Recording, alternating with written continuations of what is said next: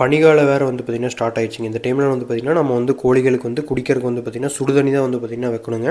பச்சை தண்ணி வந்து பார்த்திங்கன்னா வைக்கக்கூடாதுங்க. பச்சை தண்ணி வச்சோம் அப்படின்னா கோழிகளுக்கு வந்து சளி தொந்தரவு வந்து பார்த்திங்கன்னா ஏற்படுங்க.